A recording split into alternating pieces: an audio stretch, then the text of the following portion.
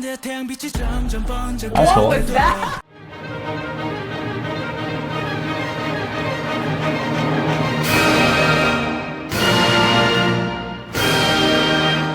Alright guys, today we're reacting to Kirkland Signature's peanut butter pretzels.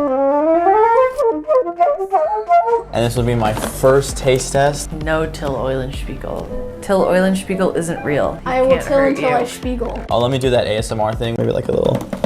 You can till on my oil until I spiegel. Alright, the crunch test.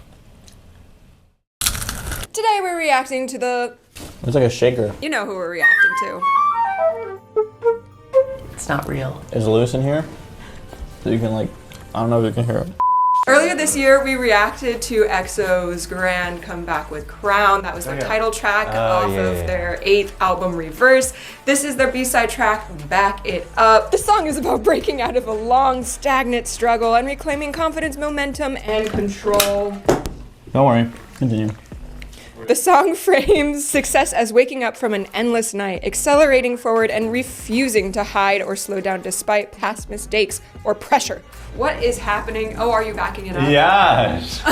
Back it up. Composed by Ned Houston, Chelsea Warner, and EXO, Ronnie Svensson, and Adrian Pizza Punk Heffy Beluga Thesson. If you're hearing this right now, that means this video isn't monetizable, nor is it sponsored. Instead, this video is brought to you by you, our YouTube members and supporters on Patreon. Patreon and YouTube memberships are how viewers like you can support our team and also gain access to tons of exclusive content. Okay, wow. Oh, this is them going insane. The bed, I can't get over the bed creaking sound. I love how like it goes with the register for him. Like if he's going up high, he's like up here. Thank you so much to all of you who already support us. We really couldn't keep doing this without you. And now, back to the video. Let's back it up. Back up your files, folks. It's always a good idea. So true. I don't think that's what they mean. Back it. Oh, okay. This is like Bach. Oh. Why are we so spooky? Oh, cool. Right in there.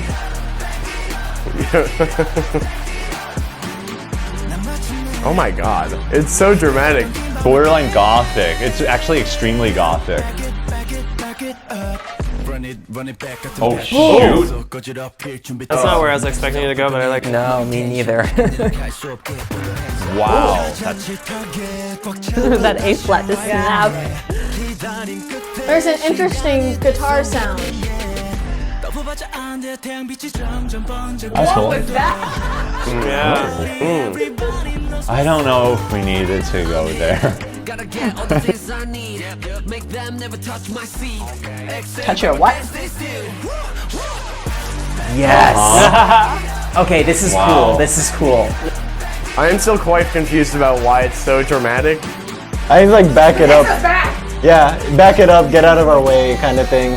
Remember Us? It's very much like that. Oh, Is this the bridge already? No. Ooh. that felt like I got snatched out of the air. That was cool. Wow, the flow of the song is so good. I love the space lasers now. It's just so. Ooh. Oh, wow. Bouncy bass. Oh, the thing. Oh, that's so good. See, that's how you tastefully use the major.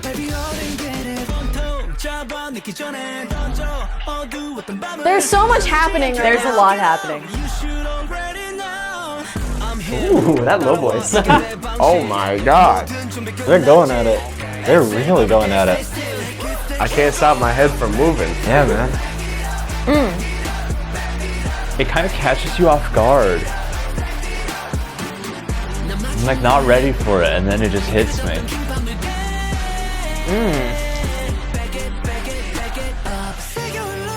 What did I say? King of Bridges. The trope. The trope.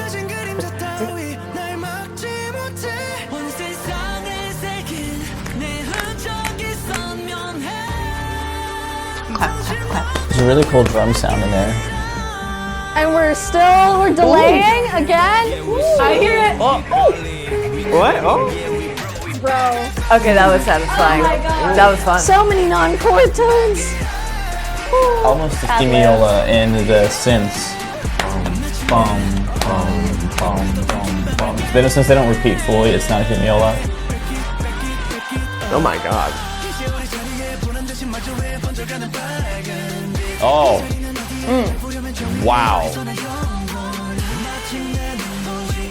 Love the vocals in the back there. That was cool.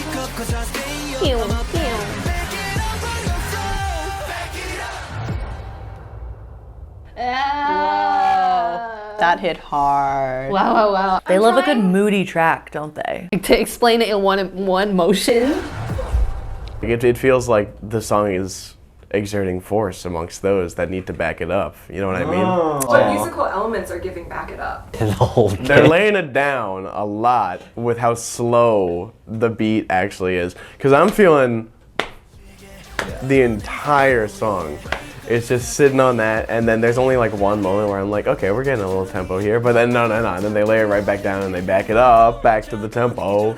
Even though it's the same tempo the whole time through, it's just double time and stuff like that. But the fact that we're consistently left on our toes about what space we're in, whether it's through the harmonics, whether it's through the rhythm, that makes this song freaking awesome. Very like motivational, but empowering is a better way. Yeah, it just gives me energy. Feel like whenever I'm hearing this, it's almost like a grayish black, like the midnight sky. Like you can see like clouds that are gray, but then the black cover of the night. You know what I mean? Like I think probably like in terms of shock factor, like this could be not equated to like Wolf, but Wolf is like, it's very intense vibes, but like it changes up like constantly. You know, but it also the concept is so strange, and this is, I think, this song is a very strange concept as well. You know, in like Backing it up? No, not in the concept that they're like wolf alien beings. Musically, there's a lot of like Similarity. There's similarity. While this is like a kind of a new phase for them, I think, going along with the current trends of like very kind of in-your-face, shocking stuff. I thought it really threw me in a bunch of different interesting directions. I love kind of like just the different kind of grooves that they have going on. There was so much fun stuff to listen to. They kept things like constantly like fresh, but still did it in like a really musical way. Like they introduced new elements each time, but each thing had like some connectivity from like the previous section. I felt like I was swept into another section rather than like grounding myself in it. I love that gradual transition from the chorus into the second verse, just because like I think that section it comes off as very dry with like the new drum beat, but it's not as though we've just been kind of dropped into it. I think that they decrease the depth over time, and I think that's what helps me to transition from each section. I think that verse right after all the intensity of the opening, everything drop out and have that like bouncy production with, I think it's Chanyeol, like it really highlights his voice so well. I remember saying something like, oh, here the drums get a little more complex. I think what it was is like, although it was changing right before, it still kind of fit the vibe that was previously playing. Like going into it, it's like still kind of in this same world. Yeah. Right? We have the bass with still that eighth note or dotted eighth note, but then we get here and it kind of turns into more of like a funk, like maybe an old school funk, or something like the snare drum is more active, which I guess you wouldn't really see in this genre. Kind of the snare drum is like a melodic voice of its own. I really like this. This is like a different sound on each beat. Also cool. Like these are all really cool rhythmic choices that they're making. Does it change anymore after this? Oh, it does that triplet thing that we were talking about. Yeah. Yeah, so they set up with 2 repetitions of the same rhythm, which is... And then triplets. And so I guess in K-pop, what I've heard, and this is with like a lot of music, but usually right before a drop, what happens with rhythm or drums is it'll slowly rhythmically achel, whether it's through eighth notes to triplets and then to 16th notes, and it'll sort of lead you to that drop. It feels like it's going there, right? We have dum dum dum dum dum dum dum dum dum dum. So you're expecting this, yeah, right? But it kind of slows down and comes to a stop, which feels odd. It feels like it's like a step backwards. But it's also because it isn't going to the hook. It's like, you think we're going to the hook and we're not going to the hook, here's another verse. More of a fake out? Okay, I guess that kind of makes sense. Even though there's these like big changes with either like the groove or the instrumentation, I feel like it's digestible for the most part, just because like it gives a little bit of time to consider what's going on, and then they move on. It constantly re-energizes itself. I was very surprised when like we're at like sort of verse 3, which is probably just a bridge. It's a bridge, but it felt like a verse 3 because the energy went back down, similar to how a new verse would start in the first half of a given song. But I felt like I was so ready for it. It has the exact same setup as the bridge in Crown, where it's like Kyungsu first half, Suho second half for the belting, which might just be like their temporary go-to setup. But I actually really like it, like before CBX comes back. I think the nice thing about Kyungsu's voice is literally a breath of fresh air. Like when he sings, it's just, it feels very effortless. And so it works really well for a bridge, especially in a hard-hitting song where the bridge just suddenly, you know, is like stopping in time and then like taking it a notch down. I wish they had kept everything the same except not completely destroyed the momentum. And I'm like, you lost me. Like, it's like if you had kept everything the same, but then now they had like some semblance of the groove beneath it still going, even if it was like a halftime or a double time or something like that, I would have been so much more into it. But then it was just like, there were so many cool groovy things, and I was like ready to keep grooving, and then it just like... All of a sudden, now I need to say something important. Because if I don't say something important now, then it's gonna feel like the song maybe is a little bit nonsensical. I really would have loved if it went into a really cool section that like embraced the cool like chorus with the bwah, and like an instrumental or something, like a guitar solo, or like maybe a drum solo would be insane there. Like, oh my gosh. I will say, to its credit, it is short. Yeah, I mean, it's short, and it's if not... the bridge was any longer, I think it would have made me actively dislike this piece, but it was at perfect length to make me not hate it.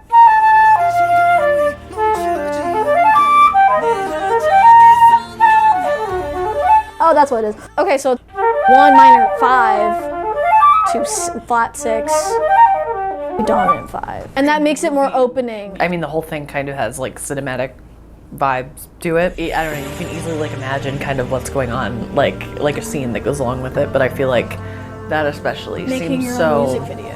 Yeah, that seems so... the dawn is breaking. So movie. I like how the beginning sounds a bit classical. Why does it sound like Bach?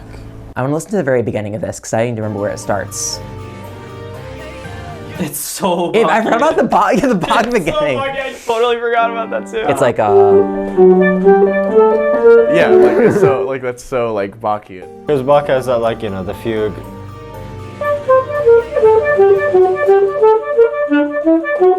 Yeah, literally. It feels kind of like a haunted house in like Fantasia or something. Yeah. Because it's a harpsichord, but it's so like sustained that it sounds more like a celeste, kind of. But it's got the Alberti bass sounding like meme. Oh yeah, and it has like sustained synth chords, which almost give it like an organ-esque sound. Oh, it almost yeah. feels like you're walking into a Dark castle with spider webs and skeletons. and like it's like an evil castle. This is what you hear like. You can hear back it up. Yeah, it has like the very spooky, like I can see like a zoom in of a dark castle from far away, you know? And they're like, hello, I'm EXO. Yes. They're going back to their Twilight parody right now. Yes. The brooding nature. Literally the scene, oh my god. Why did you initially think we had arrived at the bridge when the second verse happened? I think that was like a post-chorus situation.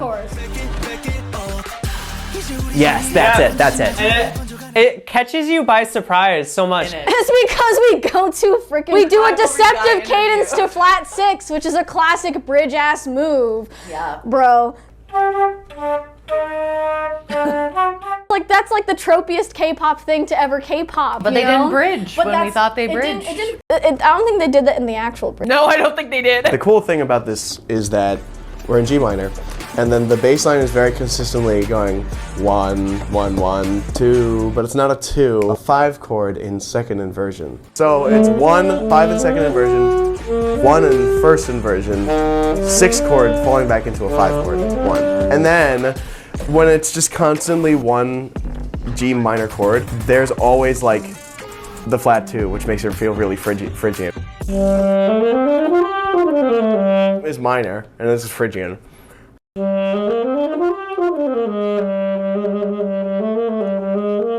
There are doing flat 2s in the guitar line. They have. But it's like all spelt upwards instead of. Which is you hear a lot of that sort of presentation of Phrygian, but not like a very open voicing of Phrygian chord. I love it when that started going off, like it just started blaring, and they're like, "Do you hear that?" If you want something to go hard, put a flat 9. Yeah. AKA flat 2, but the 9th, it like you need that intervallic distance. And then slide in between the 9th, you know, in the bass. Right, and then before we can even get used to it, they throw in the. Yeah, that was a slap in the face with that parallel, whatever that was. Oh my God, what's that? What's that? Da, do, da, do, da, da, da. What is that? That's. In the second verse, this doesn't come back until after the very subtle shades of the third are dropped. And again, I do think it's more subtle the second time, the way it's like the, well, and then we're gonna pull it back.